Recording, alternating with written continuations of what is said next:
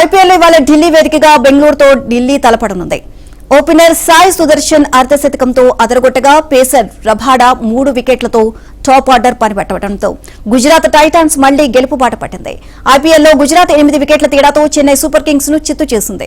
తొలుత చెన్నై 20 ఓవర్లో 7 వికెట్లు కోల్పోయి 158 స్కోర్ చేసింది. రుతురాజ్ గైక్వాడ్ 74, శివన్ తోపే 22 పరుగులు మినహా మిగతా బ్యాటర్లు విఫలమయ్యారు.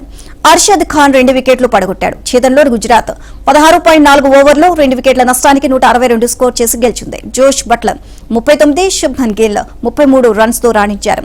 అఖిల్ హుసేన్, నూర్ అహ్మద్ చెరో వికెట్ దక్కించుకున్నారు. ఇక Rabada player of the match గా నిలిచారు. సుదర్శన్ తో పాటు టాప్ ఆర్డర్ బ్యాటర్లు రాణించడంతో స్వల్ప లక్ష్యాన్ని గుజరాత్ సునాయాసంగా ఛేదించింది. ఓపెనర్లు సుదర్శన్, గిల్ తొలి వికెట్ కు 58 పరుగుల భాగస్వామ్యంతో శుభారంభాన్ని అందించారు.